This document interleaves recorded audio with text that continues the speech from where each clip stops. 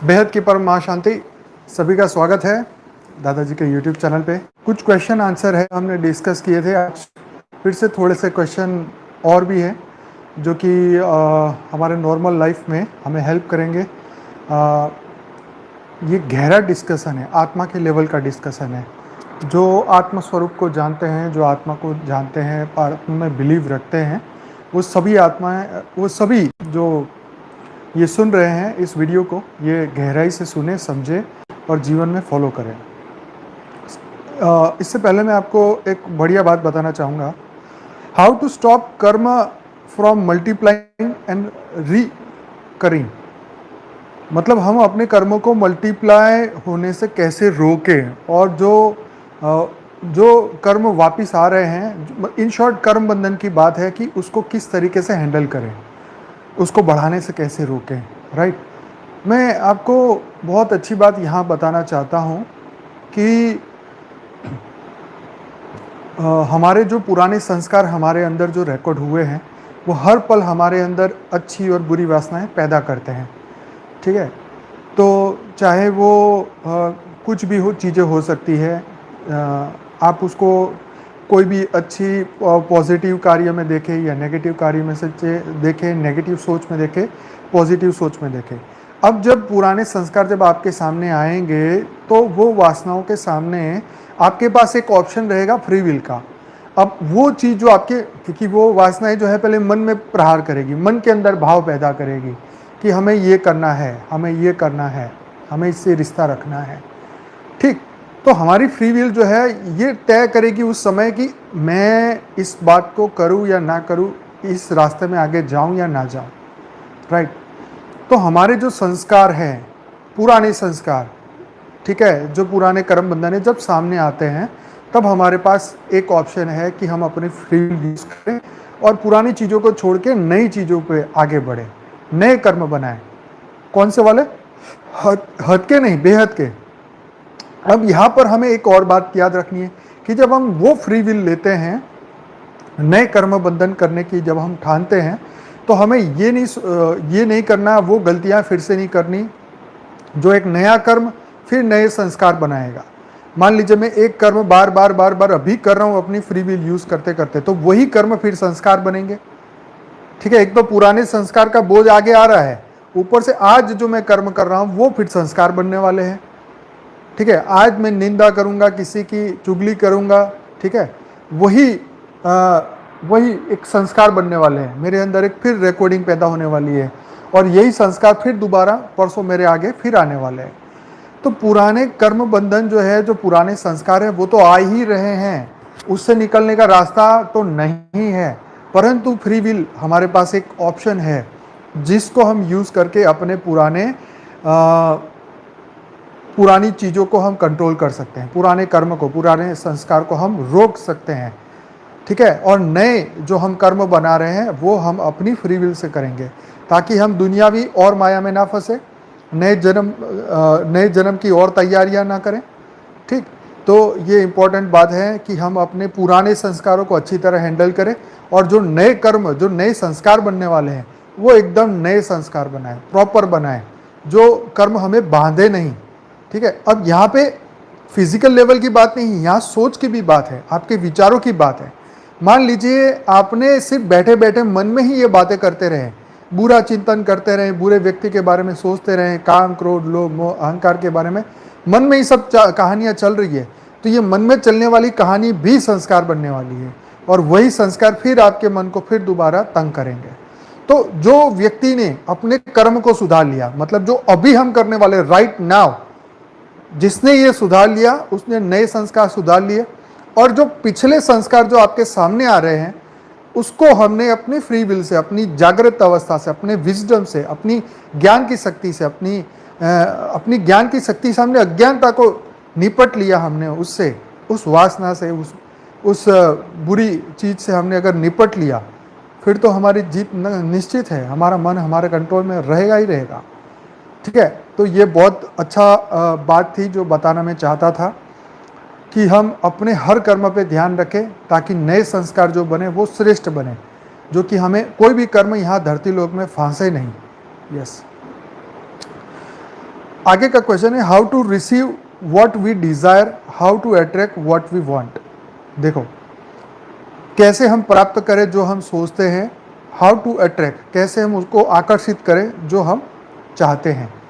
तो पहली बात तो ये कि अपनी चाहत धरती लोक की रखो नहीं, क्योंकि हमारा ये ज्ञान मार्ग है, ठीक है, भौतिक जगत का मार्ग नहीं है।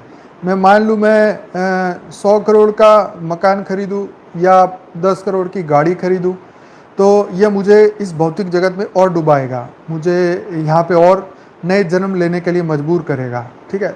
जीवन जरूरी जितना चाहिए वो तो चाहिए, परंतु ऐसे डिज़ायर्स ना पैदा करें, है ना। इसीलिए गीता में कृष्ण ने कहा कि कामनाओं की नदियों में मत बहो अर्जुन, ठीक है ना। ये कामनाएं तुम्हें ले डूबेगी। उसका कारण क्या था? तुम्हें नए जन्म मरण के चक्र में फंसाती रहेगी, इससे बाहर निकलना नामुमकिन हो जाएगा, ठीक है। तो इसीलिए इस कामनाओं में मत फंसो। मन में भी कामनाएं आए तो तुरंत रिलीज करो, ठीक है। देखो चिंतन मंथन ये सब चलेगा, आएगा, पर उसको परमानेंट मेहमान मत बनाओ, घर पे मत बिठा के रखो दिमाग में। आते ही चुटकी बजाओ निकालो, चुटकी बजाओ निकालो। जैसे ही बुरे संकल्प आए, बुरे विचार आया, बुरा भाव आया किसी के भी प्रति, तो तुरंत ही 1 2 3 बस निकालो यहाँ से, दिमाग को खाली करो, है ना। तो इसीलिए धरती लोक की इच्छाएं मैं तो कहूँगा नहीं करनी है, और अगर वो करते भी है तो वो हमें किस जगह फांस देगी ये सोच के रखो। जिसको और 100 जन्म लेने की तैयारी हो वो बिंदास डिज़ायर पैदा करो और उसके पीछे लग जाओ, पागल बन जाओ और बस जो मर्जी करना है करो। लेकिन जिसके पास समय कम है और जिनका ये आखिरी समय है वो लोग इससे दूर रहें, ठीक है। बाकी तो जो कर्म बंधन है उसके हिसाब से लॉटरी लगनी है तो लगनी है, उसके लिए कोई आपको स्पेशल पुरुषार्थ नहीं करना है। कर्म बंधन अच्छे आएंगे तो आपका अच्छा होगा, करोड़पति नहीं अरबपति भी बन जाएंगे, तो ये होने वाला है, ठीक है। तो इसके लिए कोई श्रेष्ठ टेंशन लेने की या डिज़ायर का तो क्या है, वो तो चलता ही रहने वाला काम है, वो रुकने वाला नहीं है, एंडलेस प्रोसेस है, ये तो चलता ही रहेगा। How to help someone who is not willing to change, हम उसको मदद कैसे करें जो अपने आप को बदलना ही नहीं चाहता, ठीक है। अब कैसे किसी की मदद करोगे भाई, तुम साक्षी दृष्टा बन जाओ। क्यों? जो व्यक्ति परिवर्तन के लिए तैयार नहीं है उसको तो समय ठीक करेगा, ठीक। तो अपनी बुद्धि उसमें मत लगाओ, उनको समय के हिसाब से छोड़ो, उनको उनके कर्मों के हिसाब से छोड़ो, आगे बढ़ो। इसलिए कृष्ण ने अर्जुन को क्या बोला कि ये सभी लोग ये मरने ही वाले हैं, ठीक है। अभी इनकी चिंता मत करो कि ये क्या होगा इनको, ठीक है, क्योंकि जितने भी मनुष्य बने हैं धरती पे उनका मृत्यु तय है, ठीक है।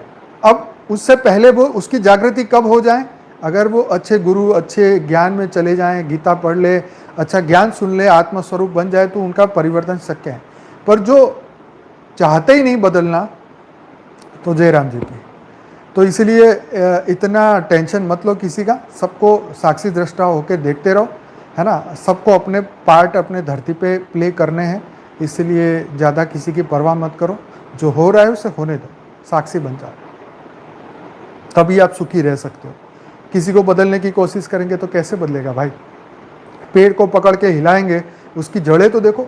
100 जन्म में उसने इतने पाप किए और आपके 1 घंटे के लेक्चर से बदल जाएगा? नहीं बदलेगा। ये सोचना भी पागल बनती है। खैर समय आएगा तो सब बदलेंगे, अच्छे कर्म आएंगे तो अच्छा गुरु मिलेगा, अच्छा ज्ञान मिलेगा तो बदल भी सकता है। हमारा किसी से कोई वैर द्वेष कुछ नहीं है। मैं तो चाहता हूँ पूरी दुनिया अभी के अभी बदल जाए, पर समय के हिसाब से हर व्यक्ति के कर्म बंधन आगे बदलते रहेंगे। How to finish misunderstanding in relationship, देखो ये भी धरती लोक की ही बात है, फिर भी मिसअंडरस्टैंडिंग इन रिलेशनशिप, ये संबंधों में मिसअंडरस्टैंडिंग को ख़त्म कैसे करें। तो ये तो भाई आमने सामने बैठ के बात कर लो, जो स्पष्ट तुम्हारे दिल में है वो बोल दो, सामने वाला समझ जाए।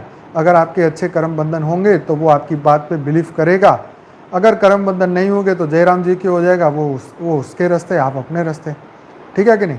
तो इसमें मिसअंडरस्टैंडिंग तो प्रेम से ही दूर होती है, एक दूसरे को समझने से होती है। बाकी किसी के झूठे झांसे में मत आओ, उसकी झूठी बातों में मत आओ, अपने आप को समझना, अपने ध्येय पे काम करते रहो। जो तुम्हारा है वो तुमसे जुड़ जाएगा, जो तुम्हारा नहीं है वो साथ में रहते हुए भी छोड़ के चला जाएगा। तो इसलिए इस बात पे, थियरी ऑफ कर्म पे 100% बिलीफ रखो। तुम्हें सिर्फ अपने काम करना है, तुम्हें सिर्फ अपने अपने कार्य पे फोकस करना है, जो तुम्हारा है वो जरूर तुम्हारे साथ रहेगा। बापूजी हमेशा बोलते हैं कि मैं कई बार बापूजी को बोलता हूँ, बापूजी ये ज्ञान छोड़ के चले गए और वो अभी ये नहीं सुन रहे हैं या तो बापूजी बोलते हैं देखो किसी की ज़्यादा परवाह मत करो, है ना, हमारा बेहद का कार्य है, ये बेहद की आत्माओं के लिए है। कौन रुकेगा कौन नहीं रुकेगा ये हमारी समस्या नहीं है, जो विश्व कल्याण के लिए हमारे साथ है वही अंत तक हमारे साथ रहेंगे, जिसका लक्ष्य ही विश्व कल्याण है वो अंत तक हमारे साथ रहेंगे। इसलिए किसी की ज़्यादा परवाह नहीं करनी है, ठीक है जी। तो ये रिलेशन भी यही चीज़ है कि मजबूरी में ऐसे रिलेशन को रखने का कोई फ़ायदा नहीं जो बार बार आपको दुखी करते रहें, और ज़बरदस्ती वो रिश्ता निभाना हो तो ऐसे रिश्ते का कोई फ़ायदा नहीं है। तो अपने लक्ष्य पे फोकस करो, रिश्ते तो बनेंगे टूटेंगे, ये तो धरती लोग है, मृत्यु लोग हैं, तो ये सब चलता रहेगा। How to learn to value and love yourself. तो लव योर सेल्फ, तो देखो आत्मा गीता में कहा ना कि हे अर्जुन, शरीर से श्रेष्ठ है मन, मन से श्रेष्ठ है बुद्धि, और बुद्धि से श्रेष्ठ है आत्मा। तो आत्मा की चिंता करो, तो आत्मा को प्रेम करो, अपनी आत्मा के बारे में सोचो, क्योंकि आत्मा ही हर जगह नया जन्म भी लेने वाली है। मतलब अगर हम धरती लोक में रहे तो मतलब आत्मा ही सब कुछ करने वाला है। ये शरीर तो नाशवान है, तो अपने आप को प्यार करना मतलब शरीर को नहीं, आत्मा को। पूरे दिन मेकअप करने से कुछ नहीं होगा, ये शरीर तो नष्ट होना ही होना है। अभी 20 30 40 साल तक तो ठीक लगोगे, फिर जो उम्र बढ़ेगी तो कोई सुंदरता कोई रहने वाली नहीं है, किसी की भी नहीं रही। कोई भी एक्टर देख लो, है ना। तो ये सुंदरता आत्मा की है, उसको जानो, उसकी वैल्यू करो, है ना, उससे प्रेम करो, आत्मा के कल्याण के बारे में सोचो, विश्व के कल्याण के बारे में सोचो, और वही आपको आगे लेके जाएगा। बाकी तो फालतू की बातें हैं। लव, ये अपने आप को प्रेम करना मतलब आत्मा कल्याण के बारे में सोचना, इससे ज़्यादा और कुछ नहीं कि हाँ हम अपने मन को खुश करने के लिए ये करें वो करें, ऐसा नहीं। मन को खुश करने की बात नहीं है, आत्मा की बात है, ठीक है जी। व्हाट इज़ पावर ऑफ सेवा, what is the power of सेवा, सेवा की शक्ति क्या है। अरे शक्ति की जब हम बात करें, जब हम सेवा की बात करें तो देखो सेवा दो टाइप की होती है। एक तो भौतिक जगत में हम ज्ञान देते हैं, हम खाना खिलाते हैं, ये भी सेवा है, गरीबों की हेल्प करते हैं, समाज सेवा करते हैं, लोगों को जागृत करते हैं, दवाइयाँ देते हैं, जो भी करते हैं, ये सब सेवा है।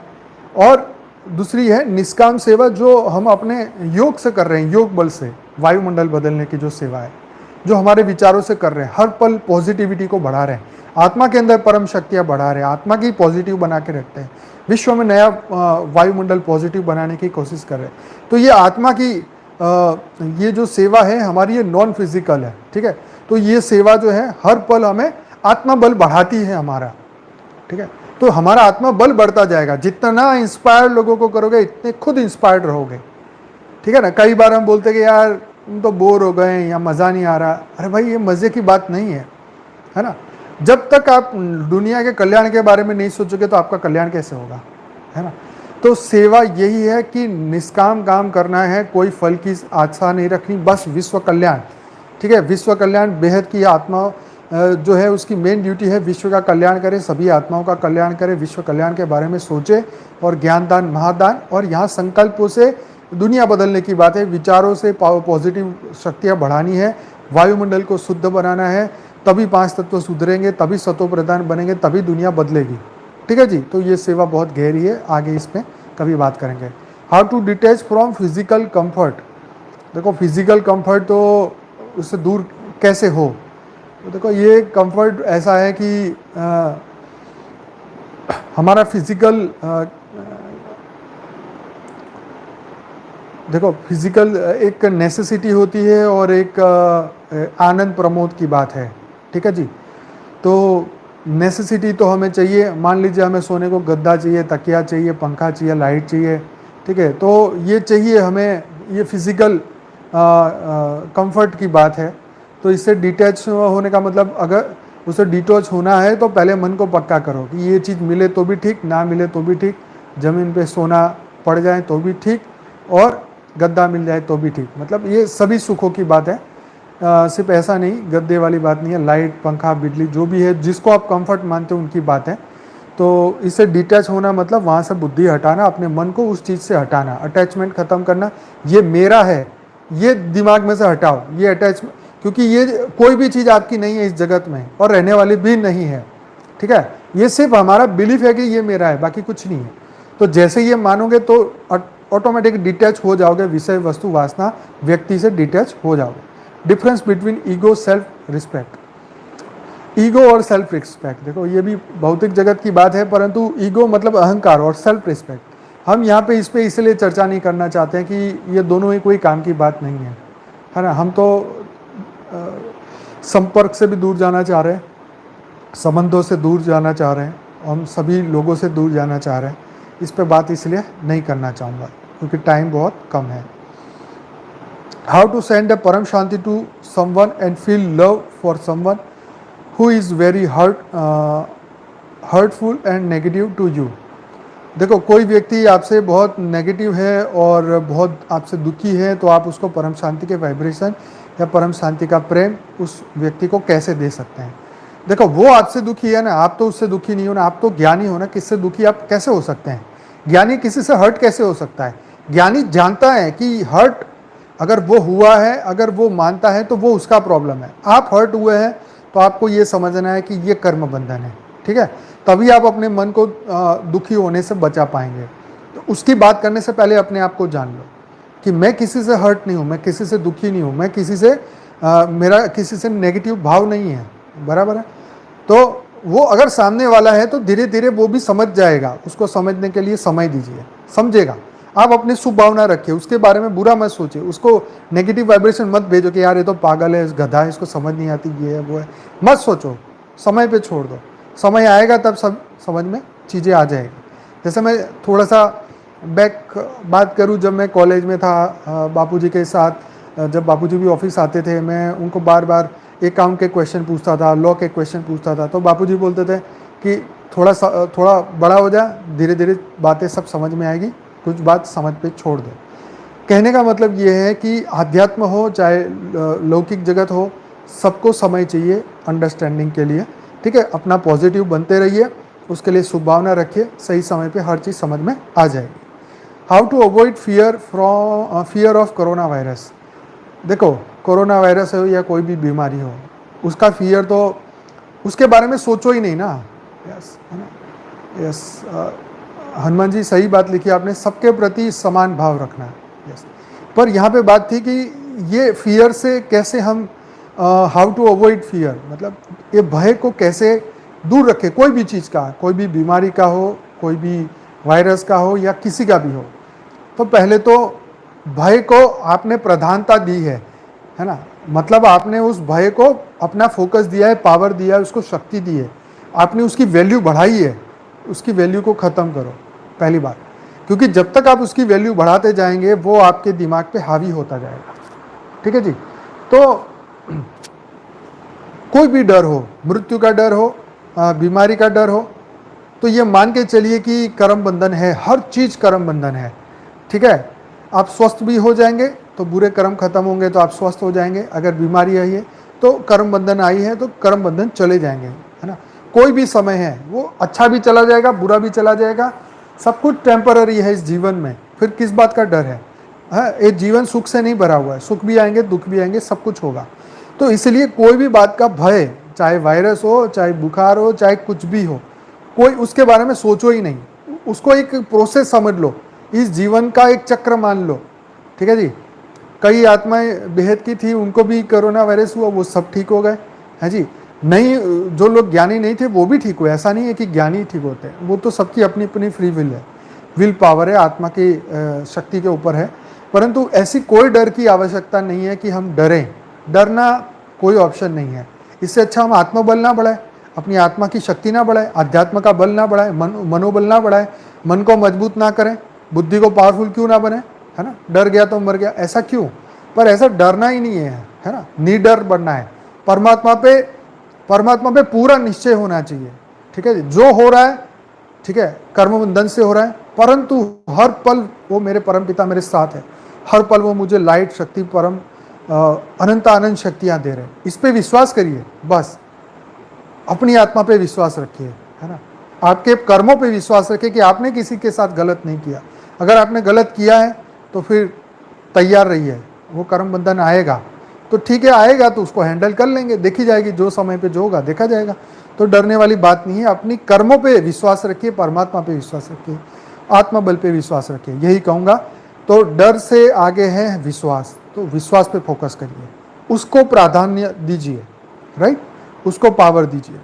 How to lower my ego and expectations, मैं आशाओं को कैसे कम रखूँ? तो देखो, आशा ज्ञान से ही जाएगी। तुम आत्मज्ञानी बन जाओ, आपको किसी से कोई आशा नहीं रहेगी, ना भौतिक जगत की, ना सूक्ष्म जगत की। ना कोई इच्छा रखो कि मुझे स्वर्ग मिल जाए, ना इच्छा रखो मुझे परम पद मिल जाए, ना इच्छा रखो कि मैं इस दुनिया का नंबर 1 बंदा बन जाऊँ, कोई ज़रूरत नहीं है ना। तो ज्ञानी बन जाओगे तो सब कुछ खत्म हो जाएगा। How to adapt and adjust in situation, ये कल हमने बात की थी।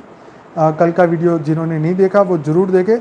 कल हमारे 30 ऐसे क्वेश्चन थे जो नॉर्मल लोगों के लिए बहुत अच्छे हैं, जो ज्ञान की शुरुआत में नहीं आए हैं, जो गीता भी नहीं जानते हैं, गीता ज्ञान नहीं जानते, उनके लिए बहुत अच्छा था, जरूर देखें।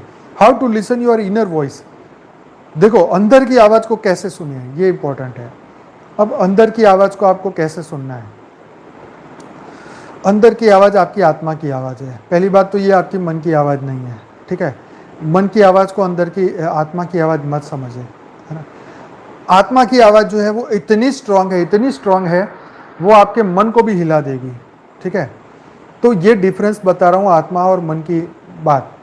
तो जब मन की बात होगी तो मन थोड़ी देर आपको विवश करेगा, परंतु आपका फोकस अगर आत्मा पे नहीं है, आत्मा पे आपका विश्वास ही नहीं है, ठीक है।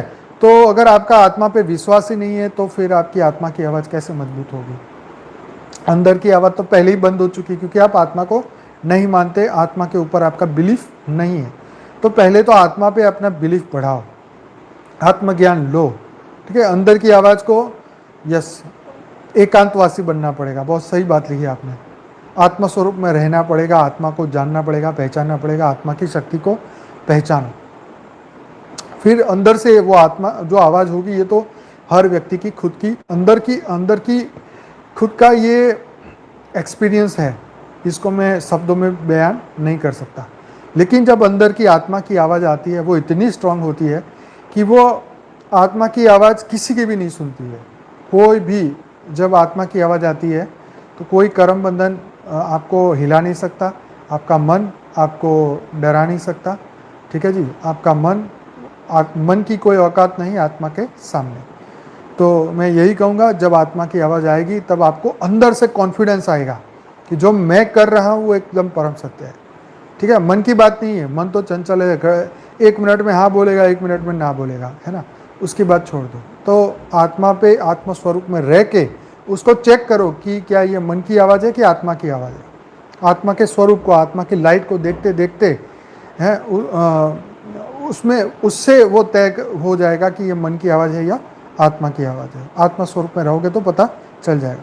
How to overcome your problem, what thoughts to think, how to overcome your problem. देखो, प्रॉब्लम से ऊपर उठना है तो प्रॉब्लम तो देखो टेम्पररी है, कोई भी प्रॉब्लम परमानेंट नहीं है। तो टेम्पररी चीज़ों के लिए ज़्यादा फोकस मत करो, वो समय के साथ ख़त्म हो जाएंगे। मान लो आपको बुखार आया है तो 2 दिन के अंदर ही वो बुखार चला जाएगा, पूरी ज़िंदगी नहीं रहने वाला है, ठीक है। तो टेम्पररी चीज़ों पे ज़्यादा फोकस मत करो, प्रॉब्लम आया है चला जाएगा। हिम्मत से काम लो, कोई भी प्रॉब्लम छोटा हो बड़ा हो, इससे भी बड़ा हो, हिम्मत से काम लोगे तो वो समय निकल जाएगा। हमेशा समय की वैल्यू रहती है ना। आपने उस समय पे क्या डिसीजन लिया, ये आपकी वैल्यू है। अगर छोटा सा प्रॉब्लम आ गया, गाड़ी का पंक्चर हो गया और आप एकदम परेशान हो गए, तो फिर जीवन में और क्या कर लेंगे, कुछ भी तो नहीं करेंगे। तो छोटा सा प्रॉब्लम है, सॉल्व हो जाएगा, वो समय भी निकल जाएगा, कोई ना कोई आएगा मदद करेगा, या खुद अपने आप को मदद कर लेंगे। तो उसमें कॉन्फिडेंस रखना, अपने मन को स्थिर रखना, टेंशन मत लेना। हाउ टू इंक्रीज पेशेंस, है ना। तो इंक्रीज कैसे करें अपनी पेशेंस को, क्या बोलते हैं हिंदी में? पेशेंस धैर्य, यस। हाँ, तो धैर्य शक्ति को कैसे बढ़ाएं? धैर्य शक्ति, पेशेंस जो है, पहले तो आपका मन जो है वो शांत होगा, तब पेशेंस बढ़ेगा। हाँ, अगर मन शांत नहीं है तो आपका पेशेंस लेवल एकदम एकदम थर्ड क्लास होगा। मतलब आपको 1 सेकंड का, अगर किसी ने फ़ोन नहीं उठाया तो भी आप एकदम पागल हो जाओगे, है ना। ये मतलब आपको एक एग्जांपल समझा रहा हूँ। तो पहले तो मन को शांत करना, बुद्धि को शांत करना, संस्कारों को शांत करना, आत्मस्वरूप को समझना, ठीक है, अपने आप को समझना, मेरा बिहेवियर कैसा है, मैं क्यों ऐसा हूँ, क्यों मेरा पेशेंस ख़त्म हो रहा है, मेरी फ्रस्ट्रेशन क्या है ना, सहन शक्ति, है। तो रियल प्रॉब्लम क्या है आपके जीवन में, पेशेंस, वो शक्ति, सहन शक्ति, सहनशीलता क्यों ख़त्म हो गई है। इच्छाओं ने इतना, मतलब जब तक आप इच्छा करते रहेंगे, कामनाएं करते रहेंगे, आपको कभी भी ज़िंदगी में आपका मन शांत नहीं रहेगा, धैर्य कभी नहीं आएगा। बेहद का धैर्य तो बहुत दूर की बात। मन तो पहले इच्छाओं को ख़त्म कर लो, तभी मन शांत होगा, है ना।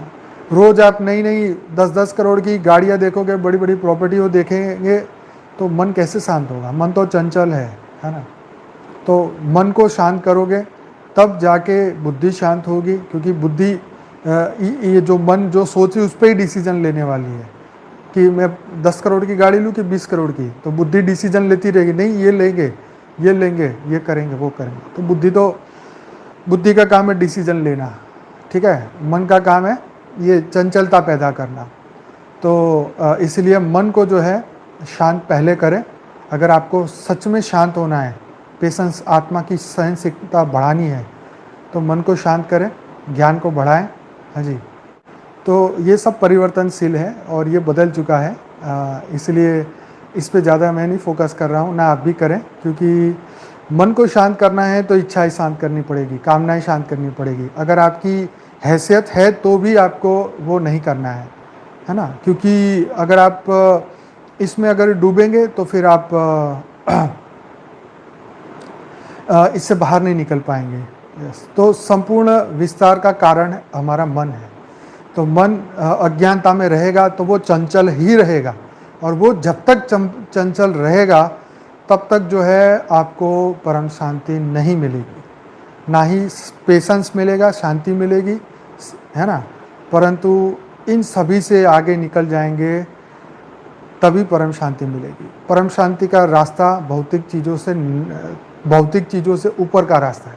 इसीलिए बापूजी भी बोलते हैं राम और काम साथ में नहीं रह सकते। तो ऐसा ही है, भौतिक जगत की जो है वासनाएं, वो हमारे ज्ञान मार्ग में नहीं चलेगी साथ में। अगर जब तक वो रहेगी तब तक हम पक्के योगी नहीं बन पाएंगे। काम, क्रोध, लोभ, मोह, अहंकार, ये पांचों चीज़ों को सबसे पहले गंगा में प्रवाहित करो, तभी जाके परम शांति के संपूर्ण स्टेज पे पहुंच पाएंगे। परंतु बहुत बहुत धन्यवाद। परम महाशांति, थैंक यू सो मच।